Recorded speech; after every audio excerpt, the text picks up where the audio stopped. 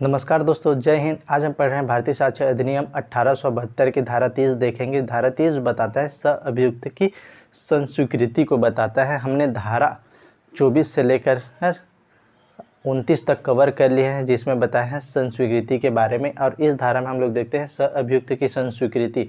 तो यहाँ हम लोग देखेंगे सअभियुक्त किसे कहा जाता है, कौन सा व्यक्ति हो जिसे सअभियुक्त कहते हैं। तो सअभियुक्त क्या होता है उसको देखते हैं। जैसे कोई आरोपी हैं, दो आरोपी हैं एक ही अपराध के लिए, जो धारा 302 के या किसी अन्य धारा के लिए एक ही अपराध किया है इन दोनों ने, और एक साथ इनका विचारण किया जा रहा है। एक केस में ही दोनों का विचारण किया जा रहा है एक ही अपराध में। तो ये दोनों क्या है, एक दूसरे का सअभियुक्त है।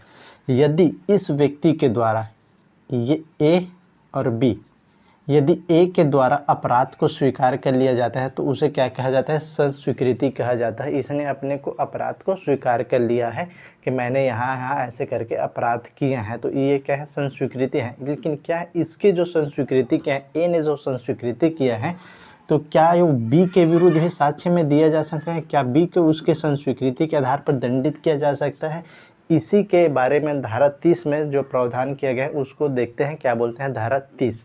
धारा 30 में बताया गया है उसको हम लोग देखते हैं। साबित संस्वीकृति को, जो संस्वीकृति किया है वो साबित को जो उसने करने वाले व्यक्ति तथा एक ही अपराध के लिए, देखिए जो करने वाले व्यक्ति के विरुद्ध उसे साबित किया जाएगा। जैसे कि इसने अपराध को स्वीकार किया है तो इसके विरुद्ध तो साबित किया जाएगी, तथा एक ही अपराध के लिए संयुक्त रूप से विचारित अन्य को प्रभावित करते हैं विचार में लेगा।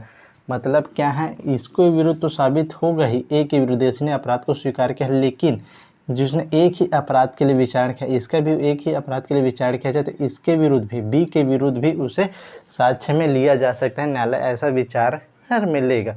अब आगे क्या बोलता है, बेयर एक्ट लैंग्वेज देखते हैं उसको। जबकि एक से अधिक व्यक्ति एक ही अपराध के लिए संयुक्त रूप से विचारित हैं तथा ऐसे व्यक्तियों में से किसी एक के द्वारा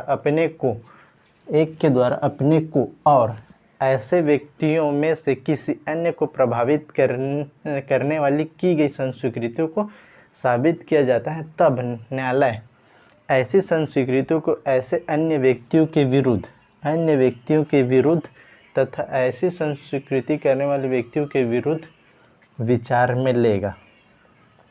वही बात है।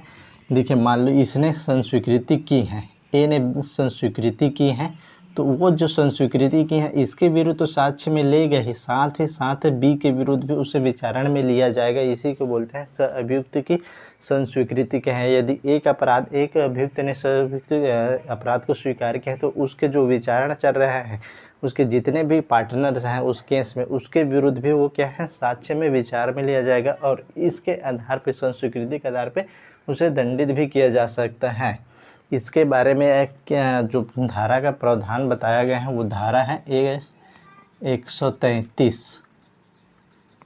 सअभियुक्त क्या है, सक्षम साक्षी हैं, मतलब सअभियुक्त के जो कथन के आधार पर ही उसे दंडित किया जा सकता है। ये धारा 133 में जो प्रावधान दिया है उसमें बताया गया है। अब जो है इस केस में हम लोग देखते हैं कश्मीरासी स्टेट ऑफ मध्य प्रदेश के केस में एक है, क्या है, कश्मीरासी क्या है, मध्य प्रदेश सरकार में सहायक फूड इंस्पेक्टर के पद पर कार्यरत था तथा इसका जो एक इंस्पेक्टर था, दोनों ने एक मिल में चावल पालिश करा रहा था। चावल पालिश कराना मध्य प्रदेश जो मिलिंग एक्ट के अनुसार क्या था, वो दंडनीय था। जो क्या है फूड ऑफिसर था, उसने क्या है अपने डिप्टी चीफ कमिश्नर को इसके बारे में सूचित कर दिया। तो इसने जो है डिप्टी कमिश्नर के द्वारा क्या कर दिया, कश्मीरासी को क्या है उसके पद से उसे निलंबित कर दिया गया तथा एक इसका जो साथी था, इंस्पेक्टर था, उसको भी निलंबित कर दिया गया।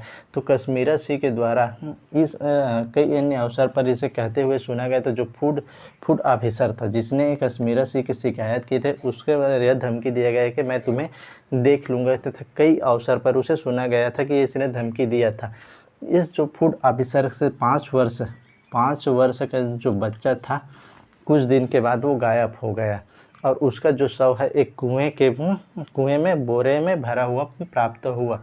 इसे जांच और तफ्तीश के दौरान यह पता चला कि उसने कश्मीरासी के द्वारा इसकी हत्या कर दी थी। इस जो केस में क्या हुआ था, इसमें 3 लोग थे, कश्मीरासी कश्मीरा इसका भाई, गुरुदयाल इसका भांजा, प्रीतिपाल, और एक साथी था, उसका साथी था गुरुवचन। इस केस में चारों लोगों का क्या हुआ था, इस केस में गिरफ्तार, कश्मीरा सिंह, गुरुदयाल, इसका भांजा था प्रीतिपाल और गुरुवचन। तो इस केस में क्या हुआ था, गुरुवचन जिसने संस्वीकृति कर ली थी, इसने पूरे अपनी कहानी को बताया कि इसने कैसे बच्चे को उठाया और कहाँ से ले गए। उसके बाद उसे मारने के बाद रिक्शा में लेकर उसे कुएं में बोरे में भरकर कुएं में फेंक दिया। तो इस केस में क्या हुआ था, गुरुवचन संस्वीकृति की थी प्रीतिपाल उसका जो भांजा था, एक बच्चा था, इसी ने उसे गुरुद्वारे से इस पर 5 वर्ष के बच्चे को उठा कर ले गया था। और उसमें 5 वर्ष के बच्चे को क्या है, इसने एक जगह में एक घर में मार कर उसे रिक्शे में भर कर कुएँ में फेंक दिया गया। इस केस में अब हुआ तो जो क्या है, गुरुवचन था, इसने संस्वीकृति कर ली और इसका जो संस्वीकृति था, जो इन बाकी लोगों के कश्मीरा गुरुवचन के खिलाफ भी इसे साबित किया जा सकता था, किया गया।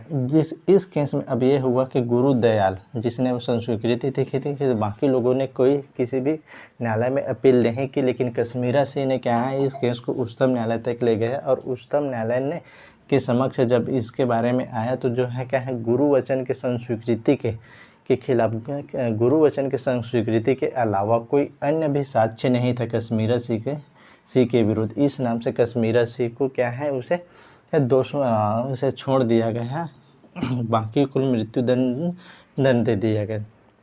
इसे कश्मीरा सिंह को 10 वर्ष का सजा देगा साक्ष्य छुपाने के लिए, बाकी को छोड़ दिया। तो जो कैसा अभियुक्त की संस्वीकृति रहता है उसे क्या है, संपुष्टि के साक्ष्य की ज़रूरत रहता है। संपुष्टि जो 133 और 114 में बताता है कि अगर स अभियुक्त है तो उसके संपुष्टि के साक्ष्य की ज़रूरत है। और 133 बताता है स अभियुक्त सक्षम साक्ष्य है, उसे के आधार पर उसे दंडित किया जाता है, लेकिन उसकी संपुष्टि होना चाहिए। 114 में संपुष्टि होना चाहिए। तो ये बात बताया गया है कश्मीरा सिंह के केस में, अगर कोई स अभियुक्त संस्वीकृति करता है तो उसके भी क्या है संपुष्टि की आवश्यकता होती है, उसे क्या है सक्षम साक्षी नहीं माना जाता है, क्या है और इसके विरुद्ध भी कोई साक्ष्य नहीं था कश्मीरा सिंह, कोई अन्य साक्ष्य संस्वीकृति के खिलाफ।